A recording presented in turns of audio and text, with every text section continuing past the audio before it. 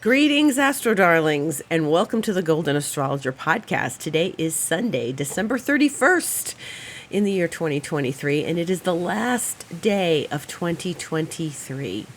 And I am Deb McBride, and I am recording this in the beautiful garden I have in Escazú, Costa Rica. And it is a beautiful morning, and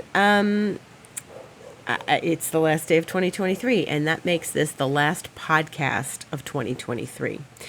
And we say farewell to 2023 today, tonight, and we move into a brand new year.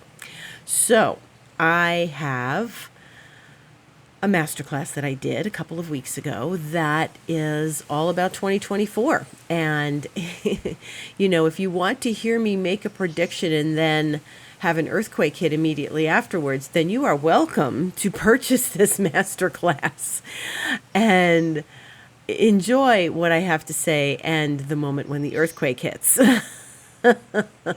So only where I was, not where the audience was. They were in the U.S. I was here in Costa Rica, and everybody was like, "You're kidding! You're kidding! There's an earthquake! Oh my God!" So I invite you. It's called Vision of the Future 2024, and it's interesting. We talk a lot about what's going on next year. We talk all about that's the theme of the masterclass.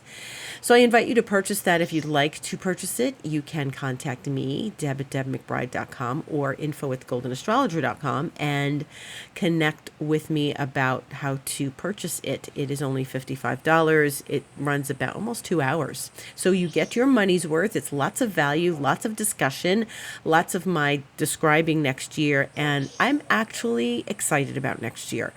I wouldn't say 2023 was an amazing year, but I think it was complicated. I think it was complicated and a little hard. It was hard. And that doesn't mean we're not grateful for it. That doesn't mean we shouldn't have gratitude for this year as we bid farewell. And it is really important to do that and connect with what we learned and what we experienced and what we had to embrace. But I have a very good feeling about 2024, which is a good thing, because I don't know that I had that. Maybe if I went back and listened to the podcast, I would find I have a good feeling about 2023. But I felt there were different things. I remember saying that the year ahead, 2023, wasn't going to really begin till the end of January because of all the shifts and changes and the new moon and the Chinese New Year and the and Uranus going forward and Mars going forward, and one by one Mercury went forward, Mars went forward, Uranus went forward, all in January. Now this is not the case with this year. This is a different case, and I'm happy for that.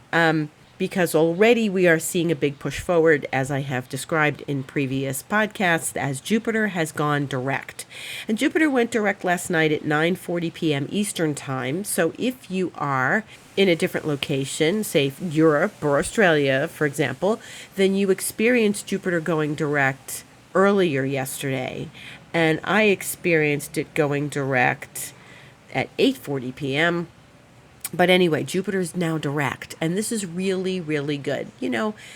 It's not bad to have a retrograde planet. It's not bad to have planets go retrograde. It's just an internal process. But after a while, when you're going through your internal process, as I'm sure you all know, when you're in an internal process, you're like, okay, I'm working on this. No, I want to stay in my internal process. No, you really want to move out of that and take everything you've learned and take everything you've processed and move forward in your life in the world. So this is something really positive and beautiful and good. So Jupiter goes direct. It was direct at about 5 degrees of Taurus.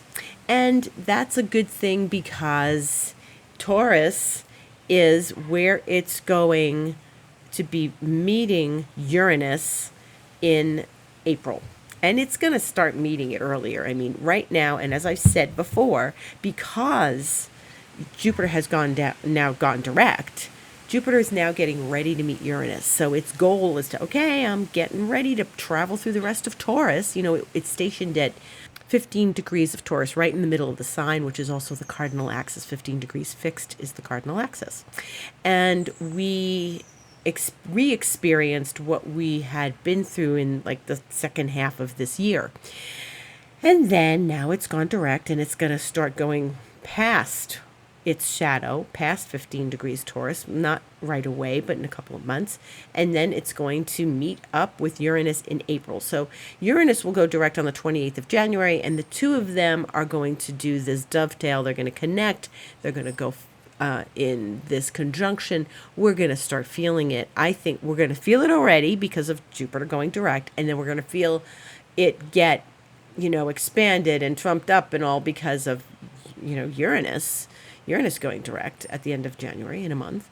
And then we're going to watch them come together for the first time since 2010 and 2011. So it's really a powerful moment for Taurus especially, but for fixed signs, Aquarius, Leo, Scorpio, and also for the rest of the zodiac, obviously, but the people who are going to feel it the most dramatically are probably the fixed signs.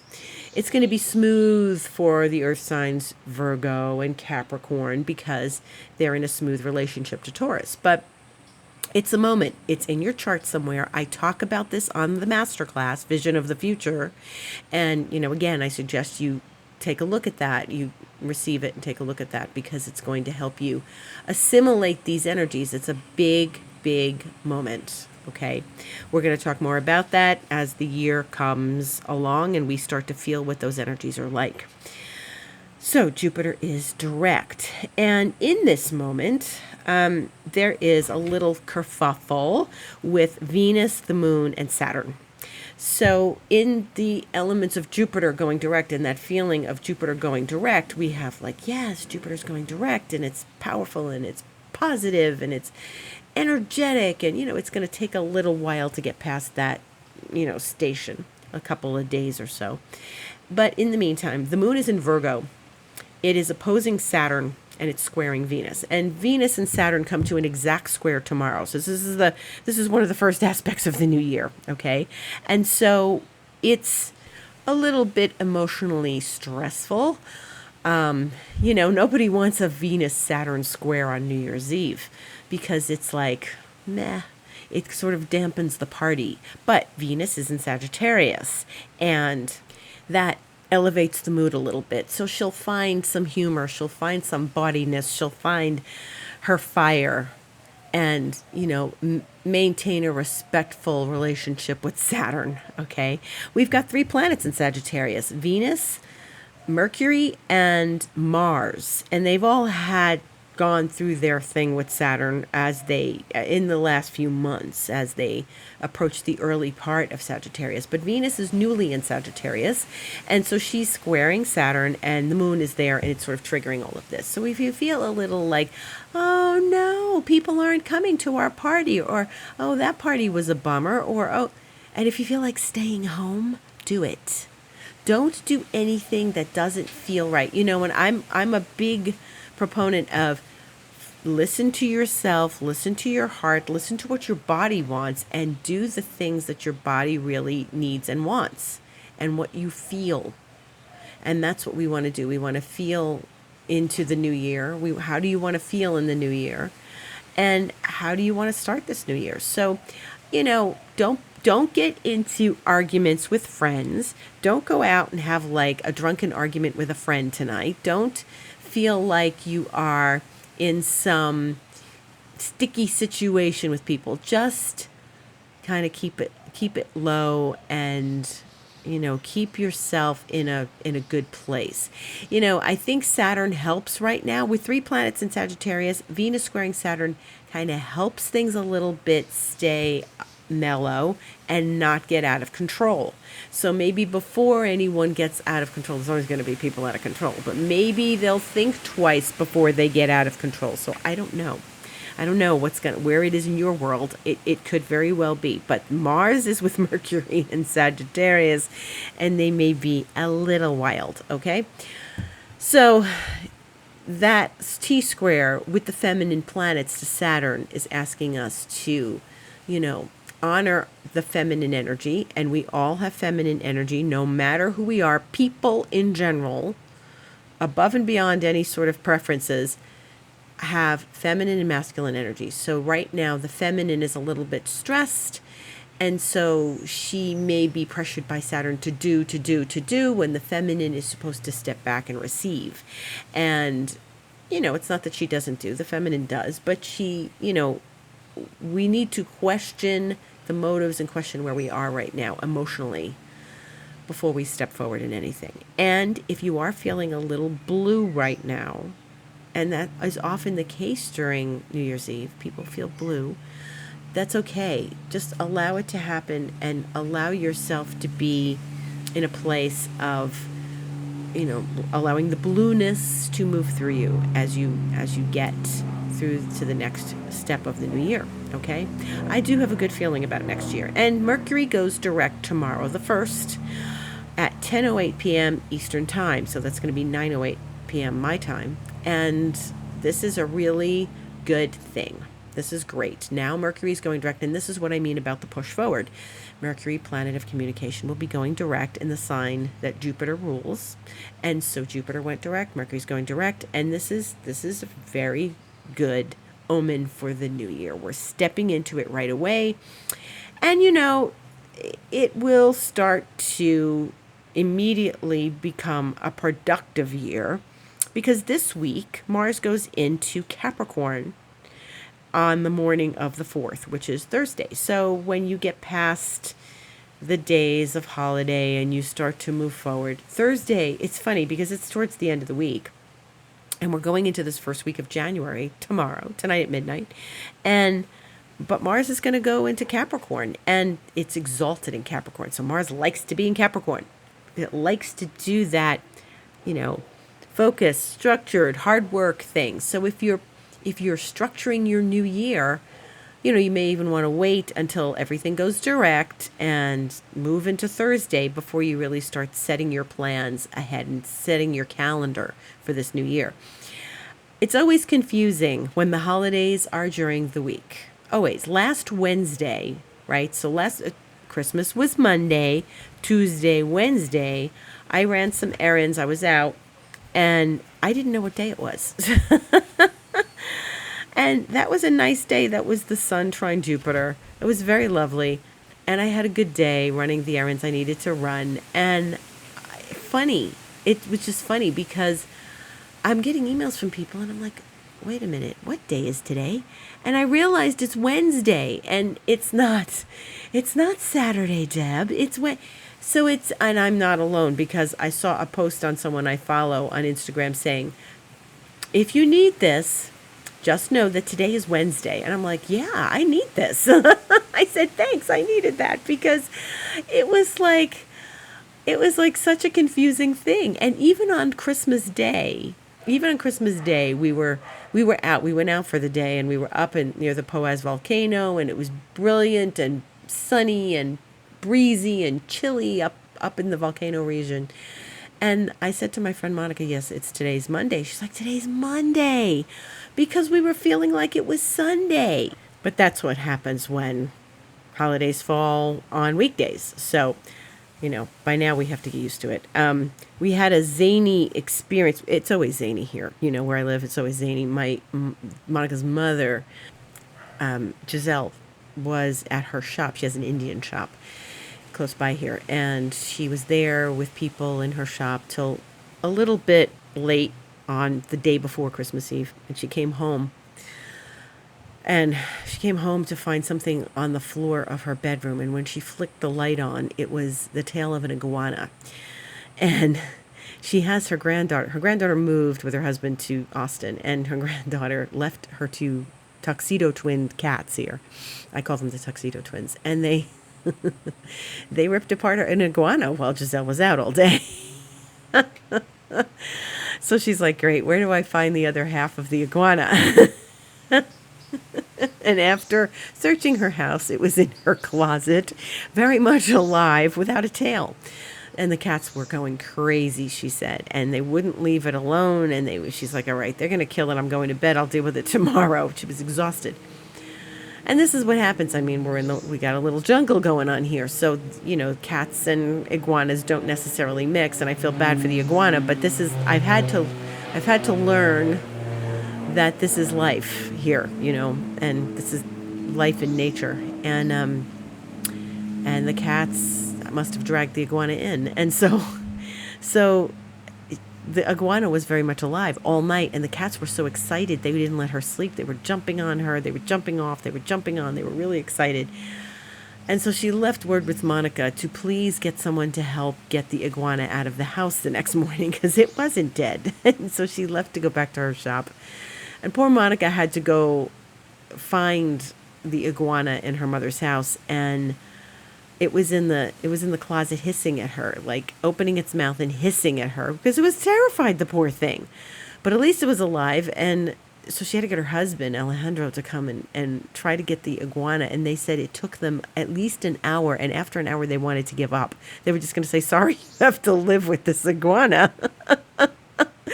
And instead, they lured it out with sticks and with different things to get it out, and it was like cornering itself in different parts of the apartment and hissing, and finally they had all these Christmas Eve errands to run before we had Christmas Eve in the garden, and they couldn't get this thing out. Finally they got it out onto the terrace, and it ran away. But the poor thing, they do grow their tails back. For those who are worried about the iguana, their tails grow back. So if you see a little gecko, like I see sometimes no tail, it's okay. It grows back. So the tail will grow back. And I'm not entirely sure it was an iguana. I'm betting it was a Jesus Christ lizard, but I didn't see it, so I don't know.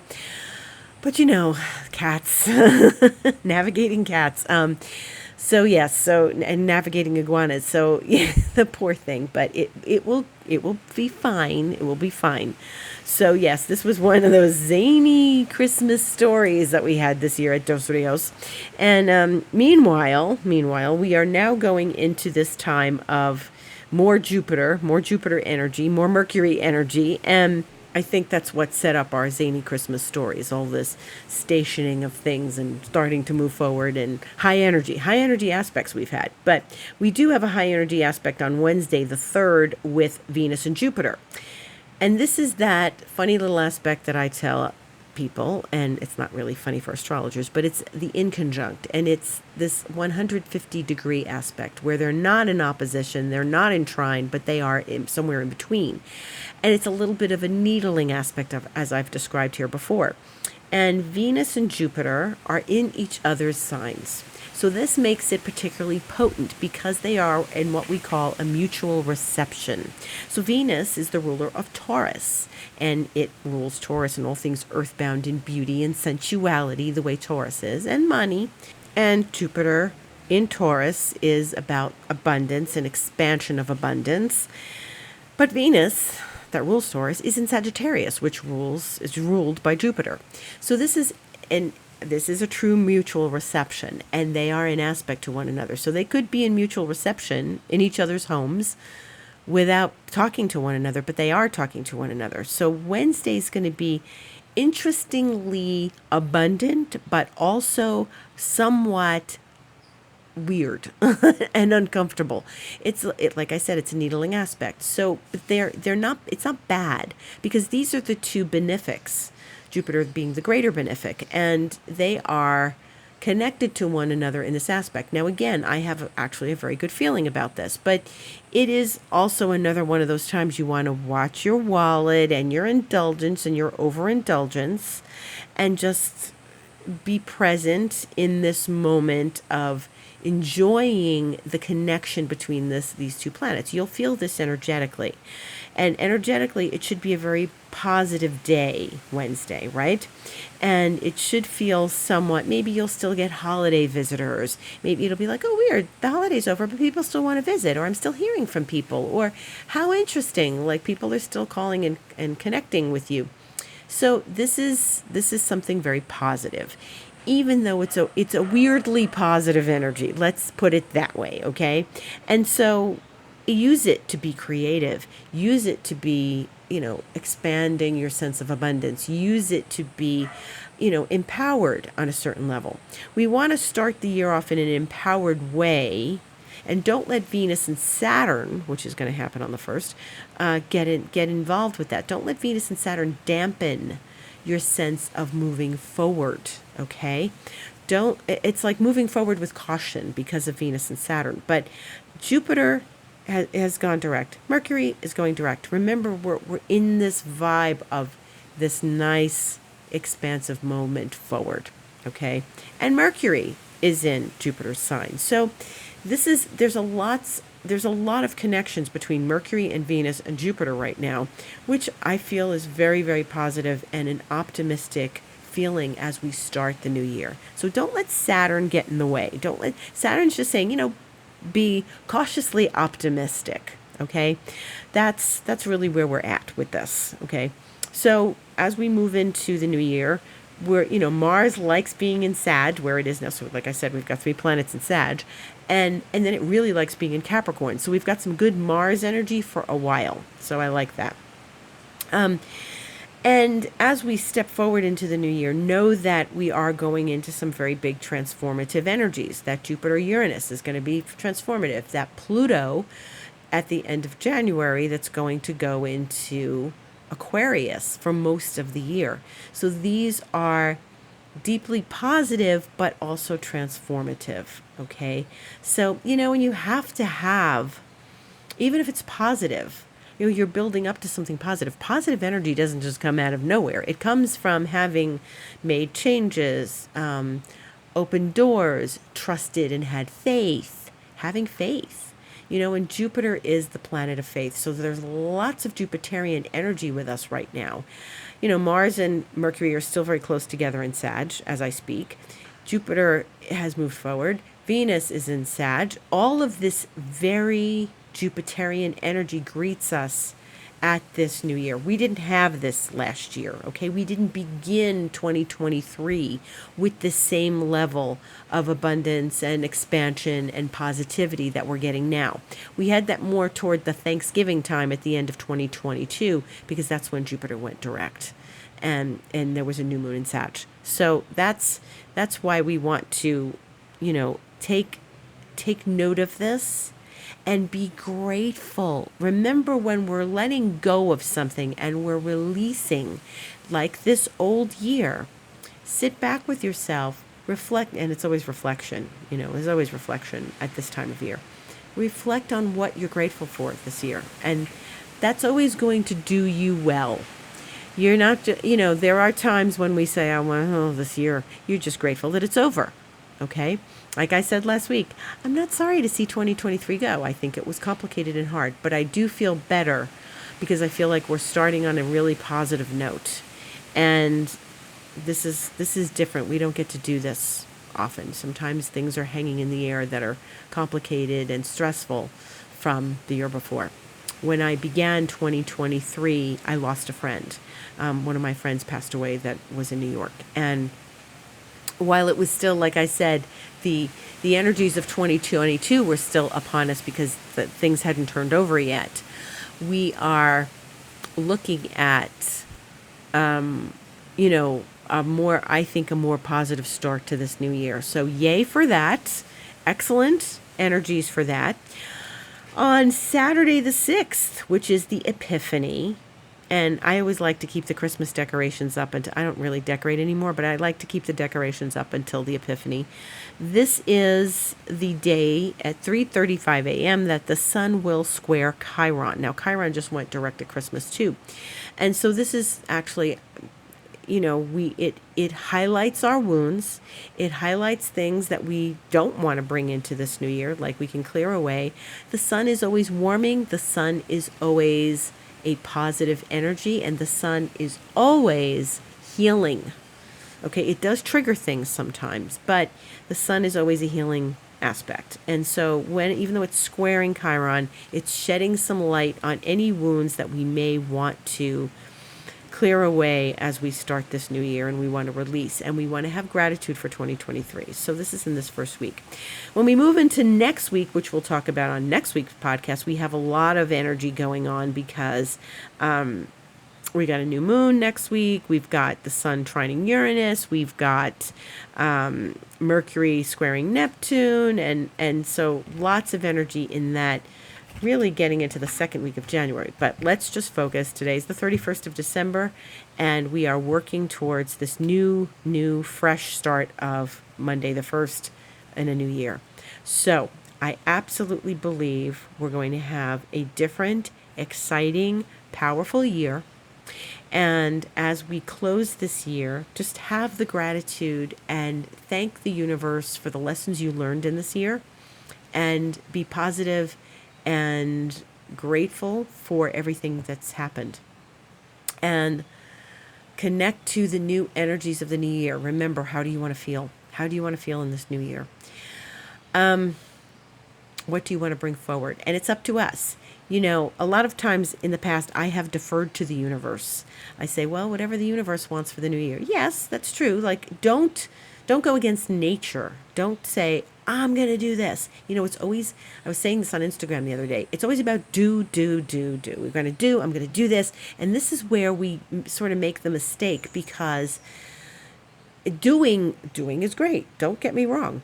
Starting the year off right, doing something new. People always start the new year with a new exercise regimen, with a diet, with this and that, and their resolutions and all. It's really about projections. It's really about how you want to feel, because that's more important. Doing gets us into burnout. By March, no one wants to go to the gym anymore. By March, nobody wants the diet. By February, nobody wants the diet anymore. It's about how you want to feel. Do you want to feel healthier? Okay, then call in the energetics of health and vitality. Call in the energetics of feeling great in your body. And that will naturally lead you to do the right things. Instead of killing yourself at the gym, maybe your body doesn't want that. Maybe your body wants to hike in nature, even if it's winter where you are. So this is where you have to listen to your body and listen to your intuition and listen to your gut, and call in the energetics of what you want to experience in the new year. Okay? Take note of what you're feeling, not what your brain wants you to do. Okay, so doing. Yes, doing helps, but do when it's accompanied by an aligned feeling, and we take action in alignment. So everybody gets these crazy ideas that they're going to lose all this weight, and they're going to do this and do that. Very admirable. And I call them crazy ideas because we get obsessive about them. I'm going to do this. And no, mark my words, I'm going to listen to your body. Listen to your insights. Listen to your intuition. Take a step forward gently into this new year. Remember, Venus and Saturn are squaring. They want you to be kind to yourself and not hard on yourself, okay? And that's what we need to pay attention to as we step forward into the new year. So we're welcoming this new year in a positive way, and it's a positive experience as Mercury and Jupiter have gone direct, or they're going direct, and it opens the door for opportunity, great opportunities in the new year, and positive energy. And with that, I thank you for listening for this whole year of 2023. Gratitude to everyone for listening to me every week and being present and telling me that you love my podcast, whoever wrote to me. And I wish you the best amazing 2024 you could possibly ever create from your insights and intuitions and everything you want to feel. So I wish you the most amazing year ahead. Thank you so much for being part of this podcast family. And remember, you can always reach out to me when you need to. If you want to have a session, go to my website, thegoldenastrologer.com. Connect with me there. Go to book online and you can have a session with me. Go to my Instagram, The Golden Astrologer. And remember, I'm doing expansion mentoring. And to start the year off right with expansion mentoring, that would be a great way to feel into the new year and listen to what your gut wants and expand into this new year, right? So we want to expand into the new year. So happy expansion, happy Jupiter forward, happy Mercury forward, happy new year, happy 2024, welcoming into this new space. And I thank you for listening, and have a beautiful new year and a beautiful week ahead.